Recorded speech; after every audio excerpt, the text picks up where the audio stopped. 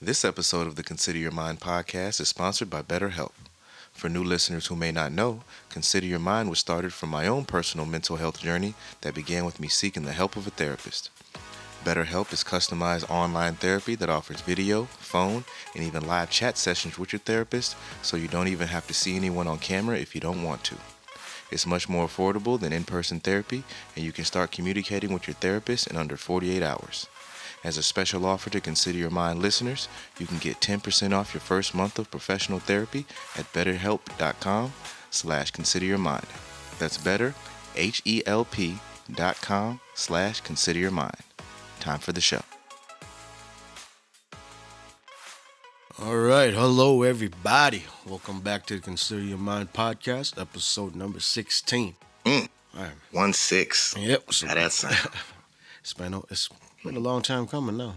Time's flying, that's for sure. It really is, man. It really is. But yeah, last week's episode, we pretty much discussed what it's like to escape, take a mental break for yourself, Could go a long way just giving yourself that mental break that's much needed with pretty much everyday stress and struggles. You need that mental getaway. Sure. So if you In a guys missed healthy that way. episode, definitely go check that out. Mm-hmm. Then this week, we're going to be talking about PTSD, guys. It's a Yep. pretty crazy one, but for those that don't know what PTSD is, it's this is all the information I'm pulling off Google and MayoClinic.org. So PTSD stands for post-traumatic stress disorder. And pretty much just a quick overview of that is just a disorder in which a person has difficulty recovering from experiences or witnessing a terrifying event. As, if you're seeing a dead body or someone getting shot, those kind of Yeah, things man. can definitely leave you kind of shooken. And then the condition can last anywhere from months to years, with triggers that can bring back memories of those past events. Again, getting like a phrase or something that would get you, kind of flash you back to that moment when that first event happened. So it's like a Yeah, flashback. situation, environment. Yep. And then, just some of the quick symptoms in case, you're thinking that someone has it or yourself. Just nightmarish or unwanted memories of the trauma. Because you keep thinking and replaying those events that has happened in the past. Avoidance of situations that bring back memories of the trauma. So going to a certain store, you might not want to go there anymore because just going there will remind you of that event. And heightened reactions, and of course, the anxiety and depression falls ensued as well. So that's just a quick overview of what PTSD is. Everyone has different experiences in life that may cause them some memories that they don't want to remember. I know I got a couple. I don't know if you got some that. There's many things I wish I could forget, Yeah. But as you said, especially if it happens earlier, like when you're, like I would say, when you're really impressionable, especially when you're younger, those Mhm. things, those things can really stay with you a long, long time. Things that you forgot about, but again, as you said, you can get triggered, you know, Oh, by getting in a certain situation, hearing a certain voice, a certain phrase, something like that, and it puts you right back in that situation. hmm And and yeah, wish it wasn't the case, man. But that's why we're talking about it, because I think we all done got something, man. yeah, man, it's like, and it happens to everybody. It does not discriminate. Things Hmm. just happen out of nowhere, and then you live with those memories, and whether it's good or bad, it's still there. It still happened, and you got to learn to cope with it. Um, I've read this article this past week about a nurse. I believe she's from New York, but she suffers from PTSD that even it was so bad that it caused her to leave her profession. And it can Yeah, affect you severely. And she's been a nurse for about 7 years. She's only 33 years old, and during the pandemic, she was one of the few people at her hospital that knew how to operate these ventilators that help victims or people that were affected by COVID to help them breathe. And at that time, that was only available in I guess the bottom floor at the hospital that she was working at. And whoever monitors those patients, they would have to stay with them, and they can't just leave. So she would okay, spend, yeah. So they yeah. gotta So she would be there spend with like them. anywhere from 12 to 16 hours a day with these patients, and majority of the time they're awake. So she would get to know these patients, and get to know their family and what Yep, they're develop about. that Yeah, relationship bond with them. Yep.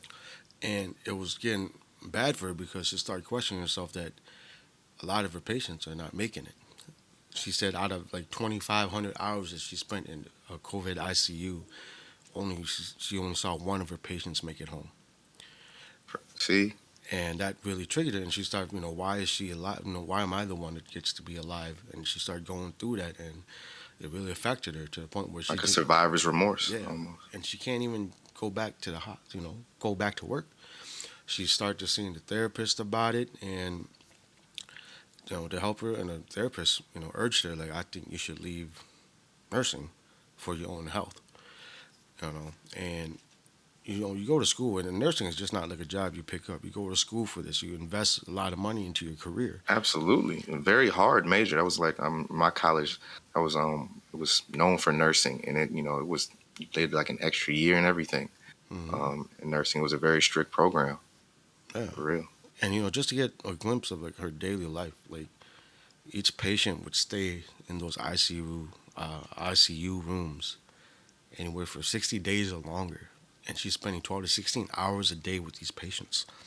And to see each patient just not making it home back to their families was really affecting her. Just know that, and after a while, you anticipate, man. You know this is coming to an end. Yep. That hope has to go away at first. Maybe you're like, okay, it can recover. Maybe it's worth it. But Hmm. only one she ever saw make it, man. Yep. And That's that's crazy. That, and that breaks my heart, man. yeah, and it's like she was like, I got into this business to help people, but it's not the case right now because everyone she's seeing is passing away, and it's like it was affecting her mentally, and you're dealing with death on a daily basis, and you're getting to know these people. You're spending majority of your days with them, for 60 days or more. You get to know Yeah, them. at a time. You build that relationship with them. It's like you almost really know the person. So like after that, after she, made that decision to leave nursing, she her next battle was going back to somewhat living a normal life because she couldn't stand the thought of going to the hospital or doing anything that relates to being in the medical field. But she's slowly working towards it, and she's a therapist about it, and it's just taking it day by day, and she's just focusing on taking the baby steps that's necessary to get her back on track. So, and she's trying to get back into doing a different role in the medical field. So, good luck to her and what she continues to pursue, trying to get back into that profession and fighting a hard fight. So, Yeah, absolutely. Nothing but love and support for that because those are heroes, man. We yeah, talked about in earlier shows, man. Those people in the medical field that are out there really saving lives and yeah, dealing with and seeing stuff that we just normal people over here, we benefited from it. But the other side of it, man, it can really it takes a whole uh, takes a toll. yeah, And, man. not all heroes wear capes, man, And for real. another thing she was really really urging was for better health care for medical workers. Apparently, they don't get the best Mm, medical care or medical benefits because she said it was that's hard for her to crazy. even get a therapist because she really couldn't afford it. See, I would And have never guessed that. yeah, and she Especially in the field where you make good money. These are right, professional. right, and it's like that's another thing too because it was like she's like they call us heroes, but she definitely did not feel like it because of what's been going on during the pandemic. She didn't feel like feeling like heroes during the pandemic, and because of what was going on, and she was just seeing people pass away, and she felt like it was like you said, survivors. Was it survivors remorse? Survivor's remorse. Yeah, Yep. and Like, it's why did like I survive? yeah, and then another thing, like for me, like I got medical issues that I deal with, and during that time, being in the hospital was very depressing. It was very hard because no one is allowed to visit you, and the nurses and doctors, you could tell that no one wanted to be there. Like the halls, Essential workers, they had to be there. yeah, Yeah. and the hallways was dark. It felt like a haunted building. Like even though there was people there, but people just kind of looked like zombies.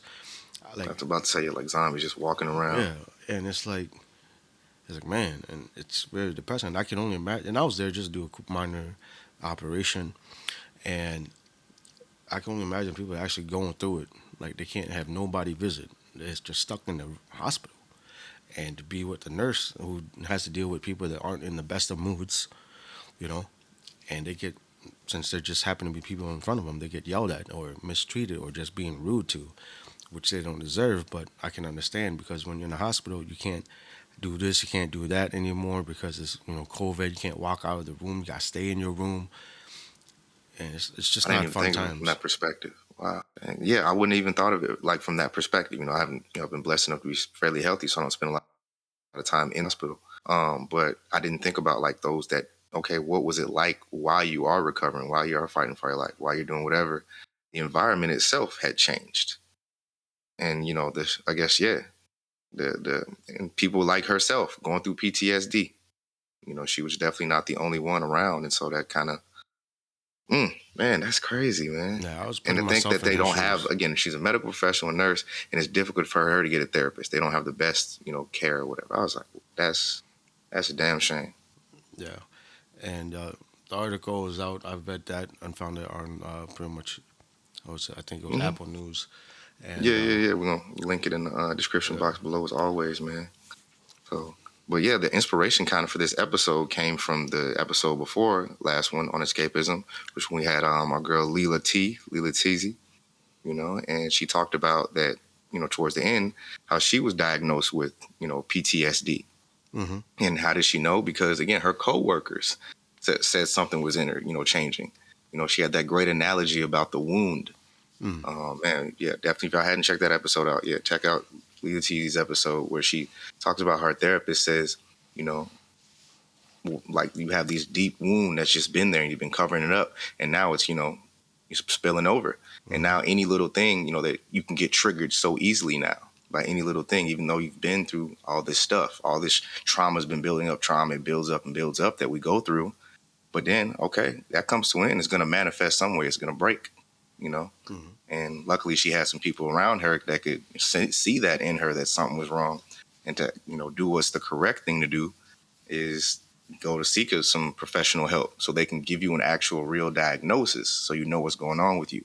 Because again, we said it early on in the show.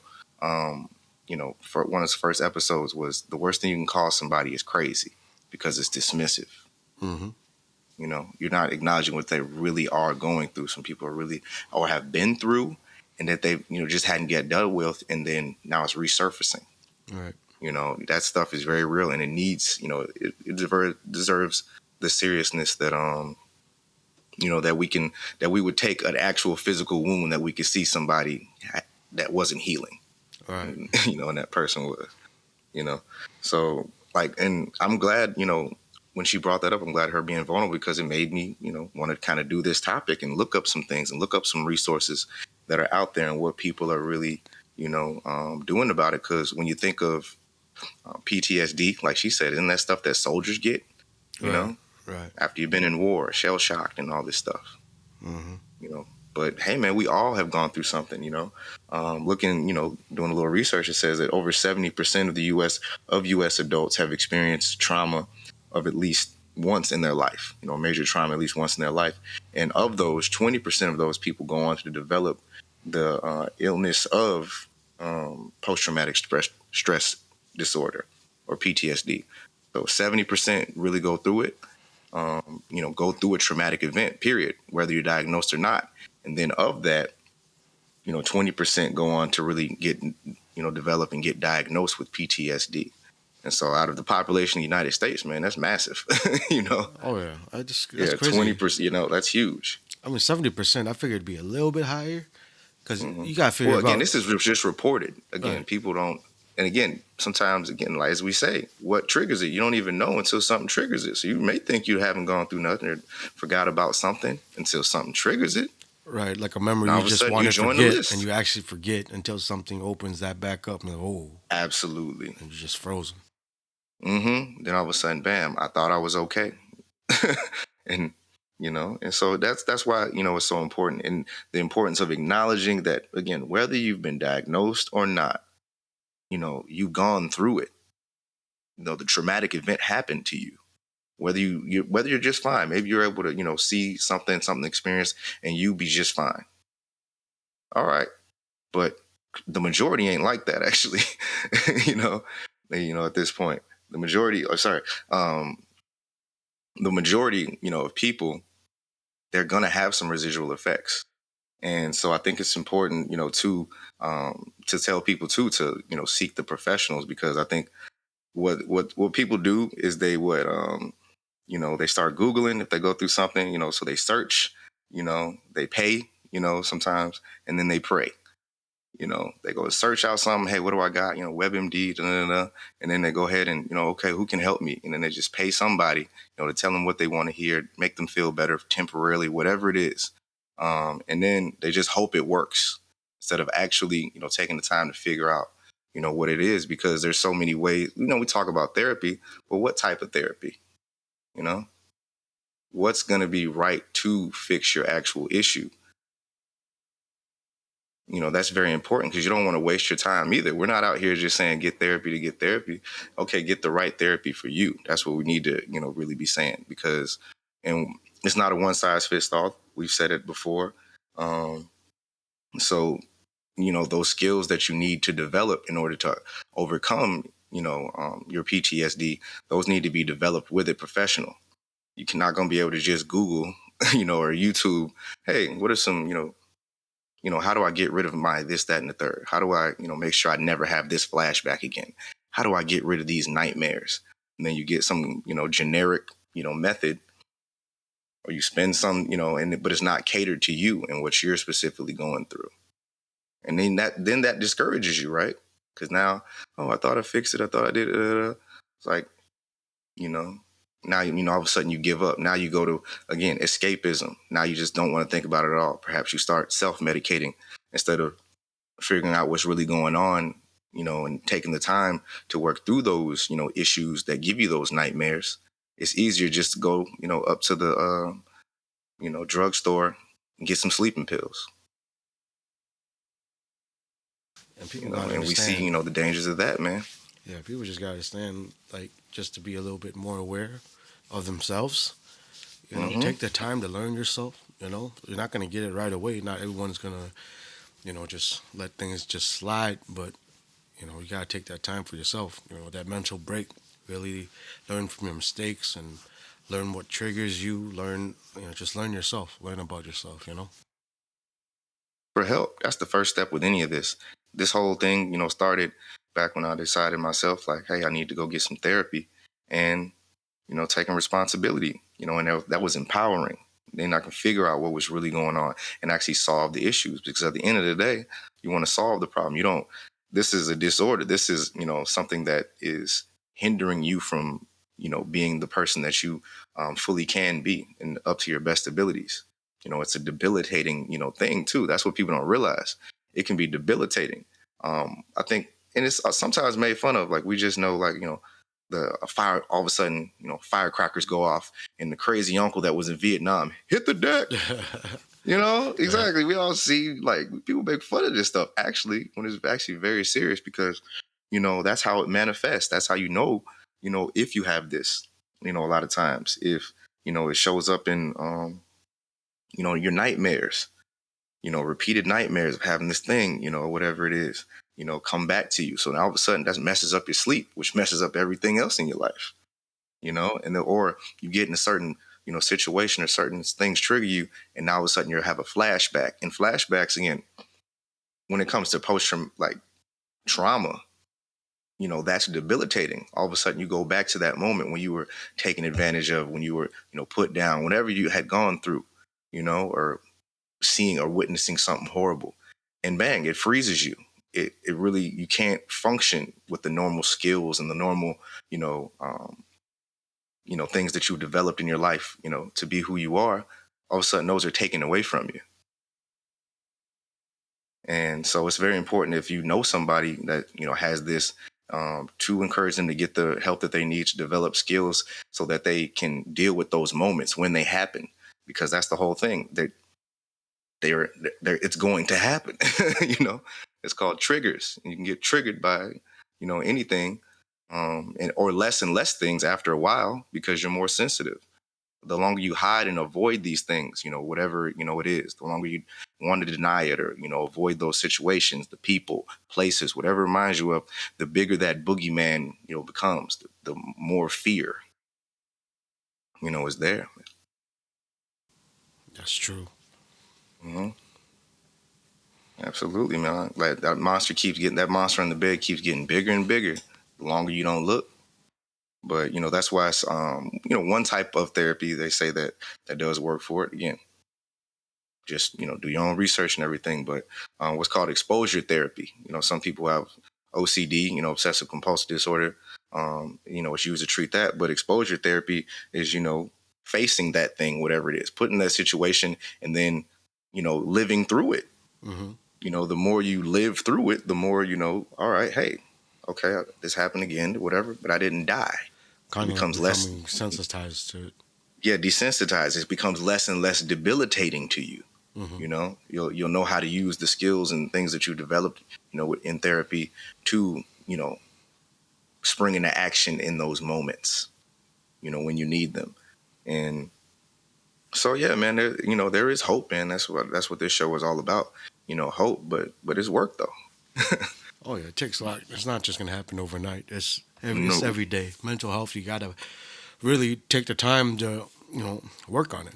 Like literally Mm-hmm. every day. It's not gonna take a break. So you might as well find ways to like I said, learn how to cope with it. There's a lot of techniques and strategies that people use out there. Working out is a good one. Meditating is another one. Practice deep breathing. Just to calm your heart rate, calm your body, relax your mind, and you got to work at it. It's just like working out. Mm-hmm. Yep. Yeah, man, and it's gonna you're gonna be sore. It gets worse before it gets better. During this research, one of the people I was looking at is a lady named Dr. Judith Joseph. I think she's out of New York, like the Dr. Oz show and everything like that. And one of the things that she says is, it's gonna get worse before it gets better, because what are you doing? Like, especially if you're doing like exposure therapy, you're putting yourself back in that situation. You're reliving these things. If you're talking this out with somebody, that means you're talking it out, something that you don't want to necessarily do. Why are we quiet or don't want to talk about certain things? Because we'd have to relive them, All right. and It's but that's painful. part of the work. Yeah. And I understand it. It's painful to relive some of those memories. You don't want to go back. That's why you don't think about it. Mm-hmm. But within there is how you heal. It's how you move forward. It's how you, I guess you say, face the hard truth about yourself. Like you just gotta take that time and really go through it with a professional, a therapist, whoever it may be, and know that they're there for you and they're there with you. Mm-hmm. So you'll be all right. Just gotta take that first step. You don't have to do it Yep. alone, but you Yeah. gotta try No. to do the first step. No. Nobody. For real does it alone out here. Teamwork makes the dream work is one of my favorite sayings, and that's one of the things that she speaks on too is. You can kind of be a therapy partner for people. If you know somebody that's in treatment for PTSD or something like that, you can be that therapy partner. So when they're going through it, they can call you, or you can be there for them to basically remind them, of how far they, that they're going to get through this, that it will be okay. Hey, remember what we've been working on in therapy, because in those moments when when that person is triggered, they're having that flashback, they're having, going through whatever it is. They can't, those coping skills a lot of times can go out the window. All that progress that they've made, they can't pull on it at that time. Those skills, those healthy, life skills, or, that keep them safe, or safe skills for people, who are more prone to self-harm, self-soothing things. When you're triggered, that stuff goes out the window, man. Your emotions, your amygdala, you know, that controls your emotions, all of a sudden that thing is on overdrive. That thing is going to tell you that you're about to die. This is going to happen to you. They're really in it. And sometimes as that, friend, that therapy partner, you can use those, hey, remind that person and help pull them out of it. So there is something, that you can do. But it starts with them, again, them taking the first step to get the therapy, to knowing those things to draw on. And we as the people, this is the most important thing. We're not, if you suspect somebody has PTSD or whatever, do what, Leela T's, coworkers did. Point them to a professional, pull them aside. They didn't try to diagnose that. Don't try and diagnose that person yourself. If you think, how do I know if they're going through depression, or how do I know if it's, just depression, or if it's PTSD? You know what? That's not your job to know. If you know somebody going through it, encourage them to get them some help. And so that way they can get a real diagnosis and really get the help they need. We're there to Exactly. support, you be there to support people. but we're not doctors. You're And not a doctor. that's another good thing about, I guess you say, talking about, your issues or your problems that you may be having with a close friend or something, that they could help you when you have those moments, that they could get you back on track, you know. Absolutely. And when you don't tell nobody, all that stuff that you're festering in your head makes it worse, because now you got no one to go to because they don't know what's going on, Hmm. and they're gonna look at you like you're crazy because they don't know what's going on. It's just spring it up on them out of the blue. What do you expect them to do? You expect them to just know right away, So just find the people you trust, your close friends. Go ahead and open up to them. They're your friends. They're your family. Supposed They, to they, be. they should, yeah, they're supposed to be, Yeah. And it's like, if you don't feel comfortable talking to a professional, start with your closest friend, someone you can trust with things. Just start there, you know. Hmm. At least Where you now, start is where you start. Just start. exactly. And that goes for so many things. Don't procrastinate. You want to start something, just start now. Start today. Hmm. Because what you don't want, you don't want things to just keep going, because it doesn't necessarily get better. We just do, one of the things that's a symptom of PTSD. You just keep avoiding it. Hmm. You know, people real, not. Well, there's so many movies about that. You remember like Forrest Gump? Yep. You Yep. remember like he brings Jenny back to like her old house or whatever, where her dad used to like, and all of a sudden she just hates it. She's never tried to go back to that time. She ran away as far away from that town as she could. Actually, she did not want to be back there. Well, That's why some people, again, especially CPTSD, or, childhood post-traumatic stress disorder, that stuff, man, people just literally avoid those environments, avoid those people.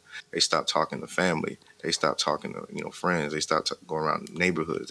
They just completely abandon places as a way of um, dealing with it.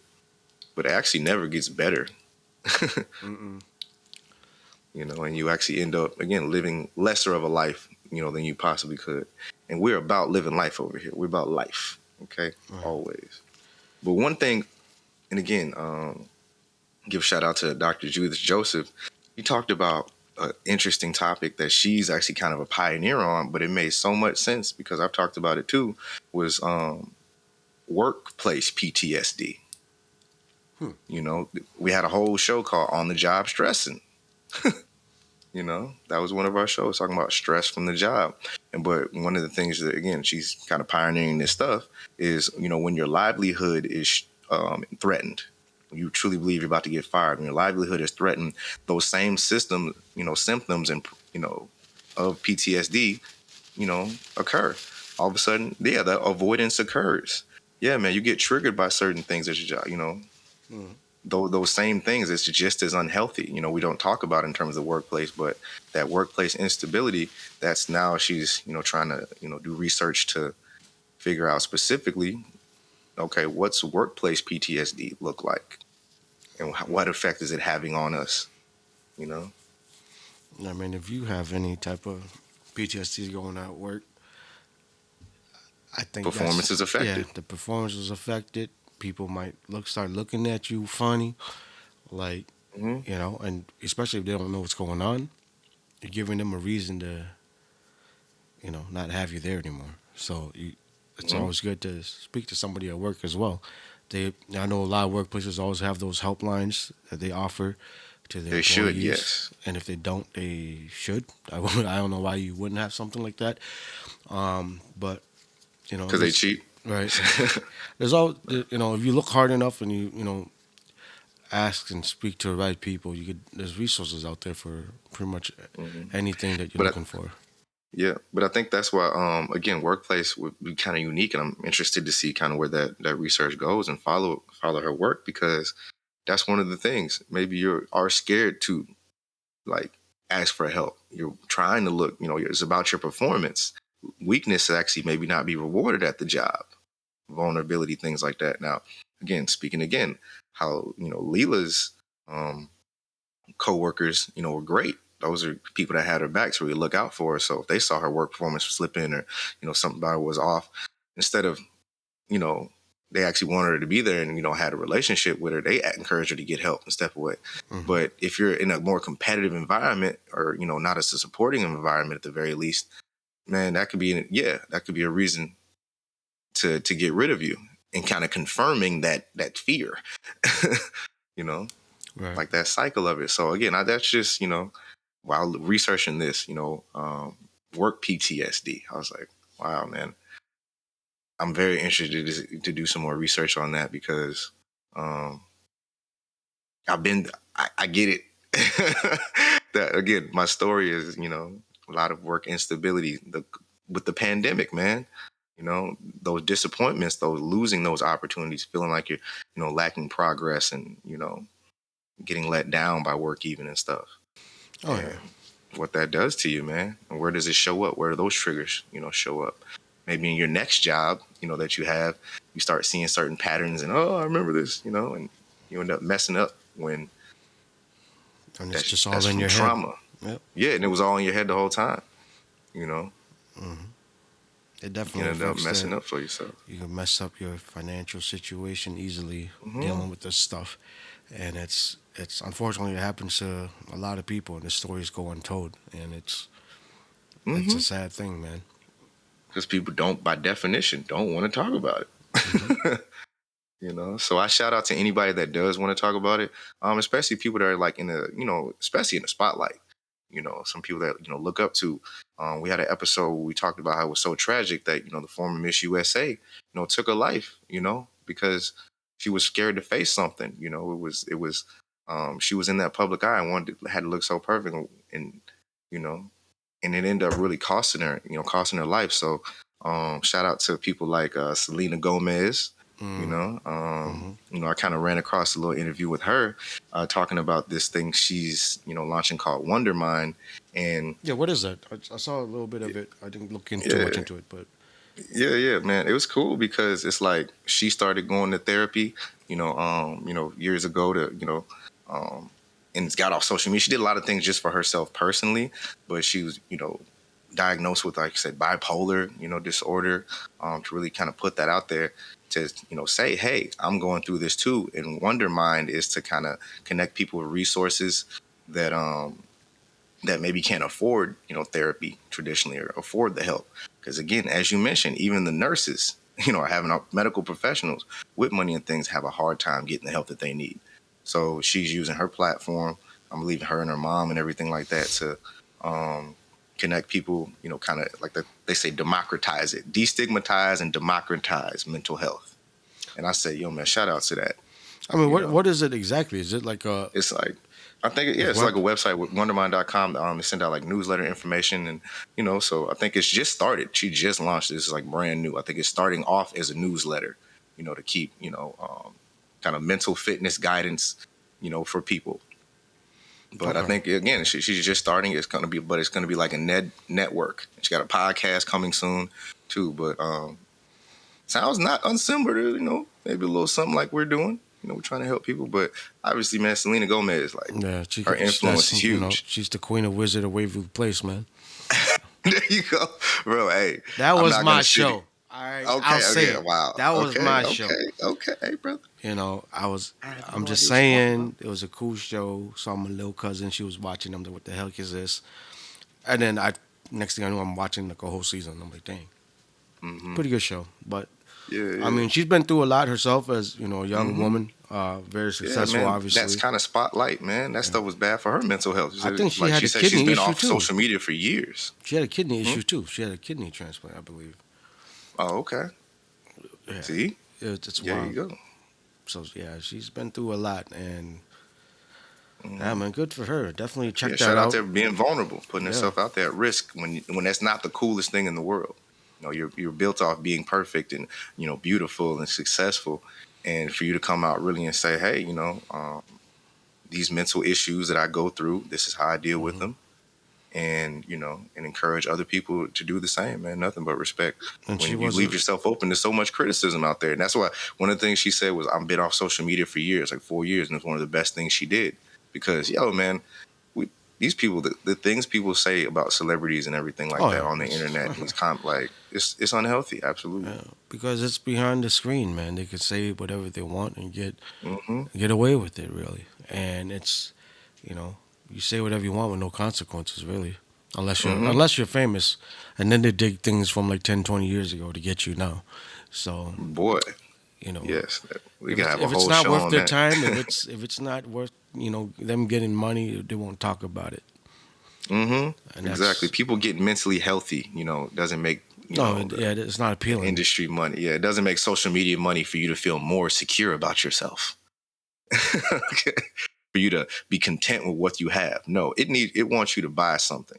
Oh yeah, you got, That television wants you to purchase something. and I Tell think you need something. and I think she was on Good Morning America talking about that, right?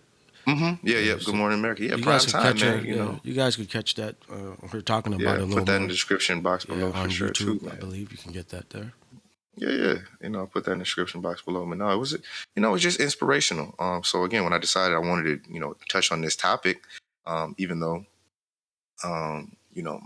myself, I don't have much experience or, been diagnosed with PTSD myself or anything like that. And neither, are you, as far as I know. So I was like, hey, I just wanted to touch on something that I know that people are, really experiencing out there. And shout out to Leela for, being transparent about that because, you know, we want to be here for not just to talk about stuff that we are going through personally and but stuff that we know that others are going through. Um, like she told us, you don't have to know somebody in order to care. Hmm.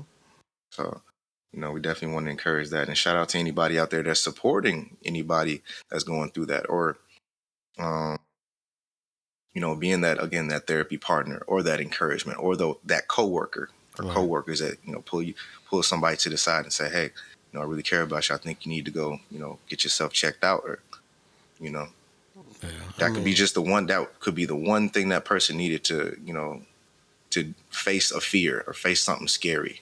right. I mean, as of A right little bit now, of Eric, you encouragement. got anything that kind of brings like a bad memory or anything that you've dealt with in the past that you just like can't go back to revisit or have tried to revisit? I can't say it's any like, place or whatever in particular. There are just moments sometimes, like there's like moments that I just replay in my mind where, it was bad. And specifically family issues, when I was younger. Yeah. God rest my uncle's soul, my uncle Kevin. I remember there was, an incident where, he had done something. This is, like he had taken something and like for my mom, like it was like a camera or something like that. This is when he was going through it, running the streets. And I didn't want to believe that my uncle like stole this thing, but like he did, and like he walked like right by me like with it or whatever. Like we sitting there like, hey, what happened to that? And I love my uncle so much, like I looked up to him, and so to see like it was just this. I can visualize right now. He's just walking like past me. It was like a moment in time where I was like, man, it just hurt. I remember feeling a hurt. I remember crying, like just getting up after that and just going to cry, Mm. you know? and, No, I feel and that. so I know that's kind of maybe not, maybe one that's maybe less common, or maybe not, man. But those are moments in life. Again, love my uncle to death. He was going through it at the time, going through some, issues. He was in them streets at the time for real. Um, this is what early '90s, baby, Mm. or mid '90s, and so to see like a family member do something to another family member, Yeah, and this. see how much it hurts them, to see your mom, your grandmother, like really hurt by somebody you look up to, and then for them to cherry on top, like do it like right in front of you. Hmm. Yeah, That I can't yeah, imagine that. man. That's rough. Hmm. Yeah, I remember for me it was 98. Every time I see a missed field goal, it hurts. Oh my You goodness. know what I'm saying? Like No, that you feel. did. You It, said it hurts. 98. For people that do not understand what he just said, bro. Because I moved to Minnesota in 1997 in the fall. That's the year we got Randy Moss, Minnesota Vikings, Mm, okay? And of mm, course, this is the year the Atlanta Falcons. That was our dream season. hmm. We had been like lost like one game that season, man. And yes, Mm. It yep, hurts, man. Every hadn't time. missed a field goal all year, and the field goal to send us to the Super Bowl that we knew we could win. Yeah. Missed it heartbreak, man, a whole state. So man. You know It what? wasn't just 98, and it repeats. And then 2009, the Saints. Oh 2000. man, I was in college. Oh my goodness, I was sick. Okay, people, we've officially gone off the rails. But no, I remember No, again, Brett we're not. Favre. This is Yeah, PTSD this for is me. yeah. I'm like, oh my goodness. Every I time remember. we Oh lined up to my take a God, I field goal do for the remember game where I winning. was when I was watching this. See, I'm telling The you. moment, what I felt like too. I had a paper due, man. I was like, I took a break from writing this paper just to watch the game, I even remember the shape of and the Dorito that I did not eat because I threw it because we missed it. oh my goodness. I remember the feeling, people. I remember the feeling of being sick. I went back to got back to my desk to finish writing this paper, and I just And was a then hollowness in me. I think a couple years It after was that, so bad. the Blair Walsh missed field goal from 27 yards Brother, away. man, Oh, man, being a Vikings fan, you know what? We all got PTSD, bro. The man. and then this past season, how many games it came down to like the last possession? This I was stuff ain't reliving healthy, man. 98, 2009 all over again every week. It was horrible. Yeah, emotional damage. For real. Man, but on Oh that my note, y'all, goodness. man, that's all I got for this week regarding Yo, man. PTSD. We'll have things in the descriptions for you for the articles that we have read. Absolutely. Check out the sources. Yep. And next week we'll be covering eating disorders. So that's another heavy one that I know a lot of people deal with. And we'll kind of, we'll share what our thoughts and everything on that for next week. Anything else you got for them, Eric? Hey, man, I want to thank everybody for rocking with us on another episode. And I hope we said something that could help somebody. And if you know somebody that could be helped by this episode, please share it with them. Peace. This episode of the Consider Your Mind podcast is sponsored by BetterHelp. For new listeners who may not know, Consider Your Mind started from my own personal mental health journey that began with me seeking the help of a therapist. BetterHelp is customized online therapy that offers video, phone, and even live chat sessions with the therapist, so you don't even have to see anyone on camera if you don't want to. It's much more affordable than in-person therapy, and you can start communicating with your therapist in under 48 hours. And as a special offer to Consider Your Mind listeners, you can get 10% off your first month of professional therapy at betterhelp.com/consideryourmind. That's betterhelp.com/consideryourmind. See you next week.